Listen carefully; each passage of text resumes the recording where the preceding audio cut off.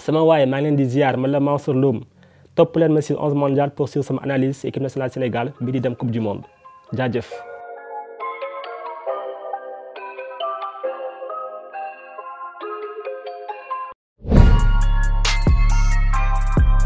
Quand tu prends les éliminatoires depuis le début, tu finis invaincu. Tu finis forcément en tête de ton groupe. Tu vas en barrage. Tu as ton adversaire du moment qui est l'Égypte. 2 rencontres qui sont très très dures. Ça se joue à peu de choses. Le match aller, tu le perds sur un but contre ton camp, mais tu es loin d'être ridicule. D'ailleurs, tu fais peut-être ta meilleure prestation collective en Égypte parce que le Sénégal a eu beaucoup de mal à s'imposer en Égypte. Même si tu perds, tu fais un très bon match. Du coup, même si tu perds 1-0, tu as des certitudes de te dire, au retour, je peux les battre. Et surtout, déjà, je dois les battre, mais surtout, je peux les battre parce que je leur ai montré chez eux que je peux les battre. Ce qui se fait forcément au match retour, tu gagnes 1-0. Bon, si Ismaïla Sarr était plus inspiré, tu aurais gagné 2 ou 3-0 et tu te serais évité une sorte de tir au but, les lasers et tout ce qui s'ensuit. Mais bon, tu vas au tir au but. Et même lors de la séance de tir au but, il y a tellement je sais pas, il y a un truc qui se passe, tu te dis, ils ne peuvent pas perdre chez eux. C'est leur premier match à domicile. Il y a trop de pression sur l'Égypte. Ils ne peuvent pas perdre. Et d'ailleurs, tu vois tout de suite là qui vient, qui tire, qui rate son penalty. Tu te dis, allez, c'est bon, emballer, c'est pesé. Tu te qualifies pour la Coupe du Monde. Et donc, en fait, c'est une logique. Hein. Ça vient avant même la CAN, les éliminatoires. La CAN, après, tu es sur une dynamique positive parce que tu as gagné, donc tu es libéré. Et tu sens que l'équipe, maintenant, elle est relâchée. Et par exemple, moi, j'étais au match à Orléans contre la Bolivie. Alors, ça, on va dire, oui, c'est la Bolivie, ce n'est pas une grosse équipe. Mais c'est la même Bolivie qui pose des problèmes aux équipes sud-américaines en Copa. Donc après, voilà, on peut un petit peu comparer. Et sur ce match-là, j'ai rarement vu, en tout cas sur les derniers matchs, une équipe du Sénégal aussi sereine. C'est-à-dire que souvent, c'est une équipe Sénégal, elle pouvait être face à un adversaire qui était plus faible qu'elle, mais elle avait du mal à le manifester dans le jeu. Là, pendant 90 minutes, j'ai senti une sérénité. Je me suis dit, waouh, ils ont passé un cap psychologiquement et tactiquement aussi. Et ça s'est même aussi un petit peu ressenti contre l'Iran, même si c'était une équipe mixte. Mais on sent vraiment que la dynamique, elle est positive. Et surtout, c'est une équipe qui, sur le plan mental, elle a débloqué quelque chose. Et ce truc-là, justement, ça peut faire que tu peux aller loin en Coupe du Monde, en tout cas passer les poules, aller en phase d'élimination directe. Déjà, la défense. C'est une équipe qui encaisse, mine de rien, un peu de buts. Même si on en encaisse plus que par le passé, mais ça reste quand même correct. On a une bonne défense. Edouard Mendy, je n'ai pas envie de le présenter parce que je pense que voilà, même s'il ne joue plus trop en ce moment, il a un palmarès et des états de fait qui parlent pour lui. La charnière, Koulibaly, Diallo, c'est très très solide. C'est très très solide. Donc ça, c'est une bonne assise défensive. Donc c'est vraiment ça en fait qui fait que le Sénégal encaisse peu de buts. Et du coup, forcément, quand tu n'encaisses pas beaucoup de buts et que tu as les atouts offensifs dont tu disposes, forcément, tu vas gagner 1-0 ou 2-0 ou 2-1, mais en tout cas, tu vas débloquer. À défaut, en tout cas, de ne pas gagner, tu ne perdras pas. Et déjà, ça, c'est un grand pas quand tu vas aller loin dans une compétition. Donc déjà, voilà, tu as la défense, tu as tes ailiers, que ce soit Mané à gauche, Ismaïla Sarr, ou même si on peut mettre aussi Krépin Diatta ou même des fois Bamba Dieng. En fait, voilà, maintenant, surtout, voilà. Avant, tu avais, on va dire, 2 ailiers, tu te disais, wow, il y en a un des 2 qui sort, le niveau, il baisse. Mais là, en fait, non. Tu as Ismaïla Sarr, il peut te mettre à mal le latéral pendant 1 heure, tu le sors, tu mets Krépin Diatta qui va encore plus vite. Ou alors inverse, tu te dis, wow, voilà, c'est du bonus en fait. Donc du coup, c'est des choses qui font que tu t'es armé, tu t'es renforcé. Et donc de ce point de vue-là, on va dire que ce sont les 2 atouts du Sénégal. Et puis forcément, tu as ton facteur X, Sadio Mané, qui peut te débloquer une situation à tout moment. Et d'ailleurs, je pense que lui sera revanchard parce qu'en 2018, il n'a pas fait une bonne Coupe du Monde. Et bon, là, il a gagné la CAN, donc il est soulagé. Il y a cette pression sur lui qui est retombée et je pense qu'il va être libéré pour la Coupe du Monde. En tout cas, c'est son gros objectif. Alors, il y a encore un petit peu peut-être des choses à améliorer dans le jeu offensif. Parce qu'encore, malheureusement, des fois, on va dire l'équipe n'est pas forcément en bloc et on a justement des ailiers qui sont un petit peu seuls, qui sont obligés de faire la différence seuls. Ou alors, justement, un attaquant qui sera sans doute Boulaye Dia, qui est un petit peu isolé, il n'y a pas des milieux qui montent sur lui. Par contre, Aliou Cissé l'a compris récemment et c'est vrai qu'avant, il avait un milieu de terrain qui était très défensif avec notamment Mendy, Kouyaté et Gueye, c'est très très défensif. Là, il commence à mettre Pape Gueye et Pape Matar Sarr qui se projettent plus et du coup qui accompagnent les offensives et on sent que ça commence à marcher. Donc après, si vraiment il arrive à résoudre ce problème offensif-là, ça pourrait être intéressant pour la Coupe du Monde. Bon, Aliou Cissé, je pense qu'on a tout dit sur lui. Du moins bon comme du bon. Après, voilà, quand quelqu'un fait quelque chose de mauvais, il faut le dire. Mais quand quelqu'un fait quelque chose de bon aussi, il faut le dire. Il a ramené sa première CAN au Sénégal, ça, chapeau. Et surtout, il y a eu beaucoup de critiques qui étaient peut-être pour certaines très dures, mais d'autres aussi étaient justifiées. Par contre, là où il a été fort, c'est qu'il a réussi à se remettre en question. Il a réussi à se remettre en question, revoir ses schémas, revoir des fois certains choix tactiques, ses choix d'hommes aussi, qui ont été forts, notamment pendant la dernière CAN, parce qu'il y avait des éléments de base comme Kouyaté, qui n'est plus trop titulaire dans cette équipe, des choses comme ça. Et du coup, on se rend compte que, il a compris que, à un moment donné, pour aller loin, des fois, il n'y a pas de statut dans une équipe nationale. En fait, il faut que les meilleurs jouent. Et du coup, ça, il a commencé à le comprendre. Il faut que les meilleurs jouent et surtout, il faut mettre tes meilleurs joueurs dans les meilleures conditions. C'est la première fois, par exemple, si on prend l'exemple de la CAN, que tu as vu ce couloir gauche, Mané et Saliou Ciss en latéral, qui était excellent. Les deux s'entendaient super bien parce que voilà, il avait compris que ces deux-là, ça matchait. Il a essayé de refaire pareil à droite et des choses comme ça, en fait. C'est là qu'on a senti qu'il a progressé au niveau coaching. Alors, il y a encore des choses à améliorer parce que, par exemple, quand tu prends les 3 matchs contre l'Égypte, tu te rends compte que c'est une équipe d'Égypte qui ne t'a pas proposé grand-chose. Mais malgré tout, tu n'as pas pu la battre dans le jeu. Et ça, tu te dis, il y a encore des axes d'amélioration. Mais malgré tout, Aliou Cissé, il est là comme en termes de longévité depuis bientôt 8 ans. C'est un record. C'est un record pour le Sénégal. Et même, on connaît comment ça se passe dans le contexte africain. Des fois, tu viens, tu ne gagnes pas 2-3 matchs, tu sautes. Donc, c'était très dur. Il y a beaucoup de gens qui ont dit CAN 2017, il fallait qu'il saute. Après la Coupe du Monde 2018, il fallait qu'il saute. Après la CAN 2019, perdue en finale, il fallait qu'il saute. Mais la fédération s'est accrochée. À tort ou à raison, forcément, ils ont gagné une CAN derrière. Maintenant, on va dire qu'ils avaient raison. Mais il a progressé. Alors peut-être moins vite que son équipe, parce que maintenant, voilà, c'est quand même un coach qui a des joueurs qui jouent dans des top clubs. Mais il a progressé et petit à petit, il s'est mis au niveau. Et justement, là, il va être attendu. Maintenant, c'est la Coupe du Monde parce qu'il a fait celle de 2018 en tant que coach. Il y avait des choses à redire un petit peu sur son coaching. Peut-être que même s'il n'est pas directement impliqué, parce que voilà, c'est une défaite, une élimination au carton jaune, mais ce n'est pas lui qui joue. Voilà. Mais on va dire peut-être justement, il faut qu'il montre que là, justement, 4 ans après, il a appris de certaines erreurs, certaines choses à ne pas refaire. Par exemple, c'est tout bête, mais en 2018, tu gagnes ton premier match contre la Pologne. Tu remanies ton équipe contre le Japon. Pourquoi tu ne fais pas la continuité? Tu bats le Japon, tu as 6 points, tu es qualifié. Et après ton dernier match contre la Colombie, tu fais tourner. Non, je pense que c'est des choses comme ça en fait sur lesquelles il sera attendu pour montrer que vraiment, il a appris de ses erreurs et qu'il a passé un cap. Non, Sadio, franchement, je crois que j'ai déjà tout dit sur Sadio Mané. Que ce soit sportivement ou humainement, c'est un grand monsieur. C'est un grand monsieur parce que sportivement, c'est un monstre de travail. Et je pense que maintenant, ça, justement, cette deuxième place au Ballon d'Or, ça vient un petit peu récompenser, pas forcément seulement sa saison, hein, mais énormément de choses qu'il a fait depuis un moment. Parce qu'on a vu sa progression. Génération foot, Metz, Southampton, Liverpool, Bayern Munich. Et surtout, partout où tu vas, tu gagnes. Championnat, Ligue des Champions, maintenant la CAN. C'est un joueur complet. Et surtout, en sélection, c'est le facteur X. C'est le gars qui, pas forcément un baromètre, mais s'il est moins bien, forcément tu es moins bien. Et par contre, quand il est en feu, alors là, c'est autre chose. Et puis surtout, il peut te débloquer une situation et il a envie de porter très, très, très haut son équipe. Et du coup, ça, c'est très, très important.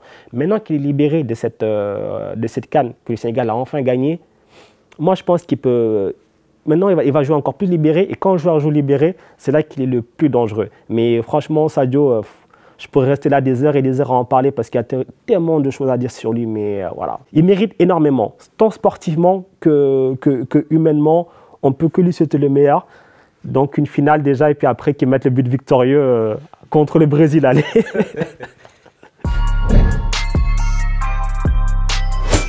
Alors, là pour le coup, il y en aurait peut-être plusieurs, parce que ça dépendra justement des choix d'Aliou Cissé. Je me souviens que pendant la CAN, beaucoup de gens voulaient voir Pape Matar Sarr jouer. Il n'a pas beaucoup joué. Là, début de saison avec Tottenham, il ne joue pas non plus. Donc, est-ce qu'on va le titulariser pour une Coupe du Monde? Ce n'est pas dit. Mais pourtant, quand il joue au match amical, on voit que, waouh, il a du talent ce gamin-là. Il a du talent et puis surtout, il apporte un truc offensivement. Il apporte du liant justement pour ce fameux bloc que le milieu accompagne les attaques. Et donc, tu te dis, si jamais il a sa chance et qu'il est dans la continuité de ses dernières sorties en sélection, ça peut être une révélation pour cette Coupe du Monde. Donc, pourquoi pas. Après, si ce n'est pas lui, il faudra peut-être chercher du côté de Pape Gueye aussi, parce que Pape Gueye, il commence à gagner du temps de jeu en sélection. Il est en train de prendre la place de Cheikhou Kouyaté petit à petit. Donc, pourquoi pas.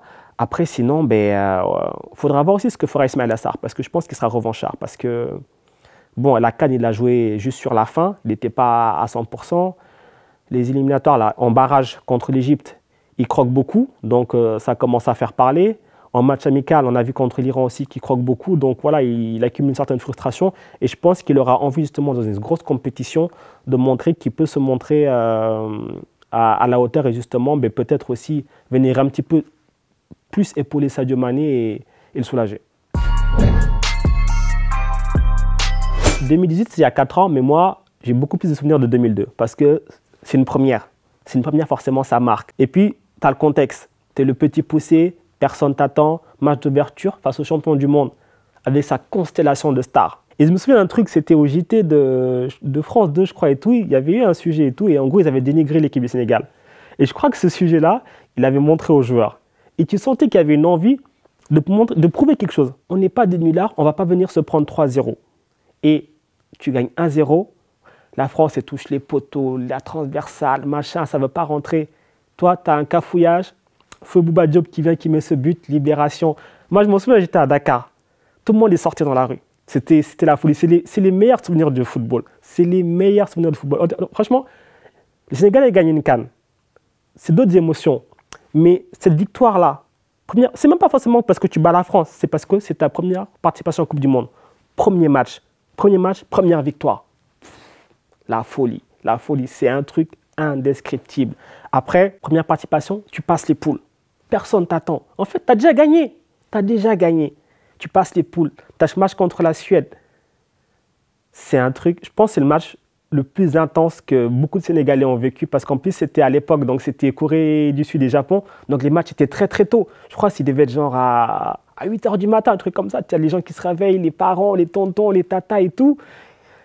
Et ça va, voilà, tu as Henri Camara qui te libère, prolongation, machin et tout. Moi, j'ai vu des gens qui sont tombés dans les pommes, ce match-là. Tu vois, donc c'est pour te dire vraiment les souvenirs. Donc, la génération 2002, c'est quelque chose de marquant, en fait. C'est le début de quelque chose. Après, certes, tu as une période de disette, que ce soit sur la scène continentale ou mondiale, mais 2002, en fait, c'est la base de quelque chose. Et d'ailleurs, si le Sénégal gagne la CAN 2021, quand on regarde le cheminement et même dans beaucoup de choses qu'ils font dans la vie du groupe, il y a beaucoup de similitudes avec 2002 et surtout, ils font beaucoup de messages par rapport à 2002. Donc, c'est vraiment, voilà, il y a une certaine continuité. Et donc, forcément, 2018, c'est frustrant. C'est frustrant parce que tu te dis, le Sénégal est éliminé en phase de groupe, mais c'est pas possible. C'est pas possible. Allez, à la rigueur, dans ce groupe-là, on va dire peut-être la Colombie est supérieure. Et encore, voilà, ils ont gagné 1-0 sur un corner où Gana Gueye, il est au poteau de corner. Au poteau, tu te dis, qu'est-ce qu'il fait? Mais la Pologne, tu les bats avec la manière. Le Japon, tu fais un très beau match, mais tu fais 2-2 en menant 2 fois au score avec le but du 2-2 que tu encaisses sur un cafouillage. Voilà, tu te dis, en fait, tu sors la compétition et tu te dis, mais j'ai pas tout donné. Et il y a rien de pire, en fait. Quand tu sors en te disant, j'ai été éliminé par plus fort que moi, tu n'y peux rien. Le football a parlé. Mais là, tu te dis, je suis sorti au carton jaune. Surtout au carton jaune, face à moins fort que moi.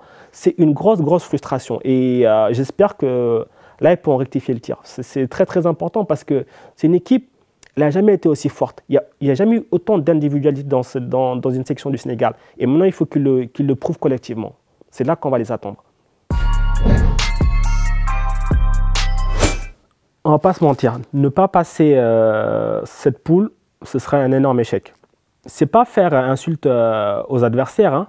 Alors certes, on va dire que tu as les Pays-Bas qui sont un petit peu voilà, un épouvantail parce qu'on ne sait jamais toujours les Pays-Bas en compétition. C'est toujours, voilà, ça peut être très très fort. Comme des fois aussi, on a vu des compétitions, ils passent à côté.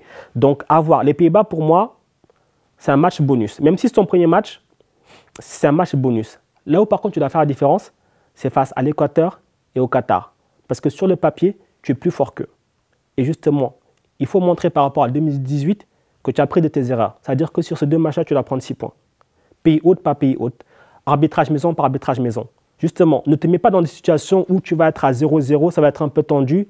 Hop, une main un peu bizarre, un contact un peu bizarre dans la surface, penalty. But, tu perds 1-0. C'est surtout ça qu'il faut éviter. Et en fait, il faut éviter de se mettre dans des situations où tu vas être dans la difficulté. Le Qatar, si tu leur mets un but rapidement, ils vont devoir s'ouvrir. Tu vas les contrats avec tes ailiers, ils sont terminés. En fait, il faut justement que le Sénégal montre qu'il a grandi. En 4 ans, il faut que tu montres qu'il s'est passé des choses. Pas, je suis revenu, en fait, je n'ai pas progressé. Ce serait une grosse erreur. Pour moi, c'est ça. Il faut que tu contre le Qatar. Et le Qatar, tu prennes 6 points. Alors, ce n'est pas le même style de jeu forcément. L'Équateur, je pense que ce sera beaucoup plus...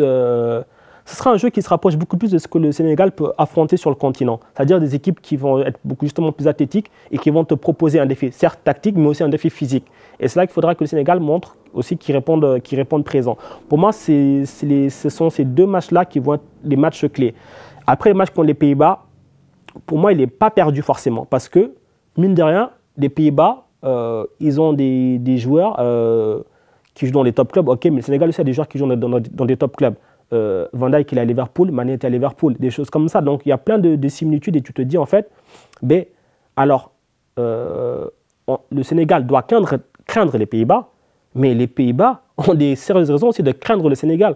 Parce que si les Pays-Bas ils perdent le match d'ouverture contre le Sénégal, ils sont mal barrés derrière aussi. Donc il y a une pression sur eux et il faut jouer sur ça. Ça va être très important ce match. Et d'ailleurs sur ce match, je pense que la pression elle est beaucoup plus sur les Pays-Bas. Le Sénégal, ils perdent, ok.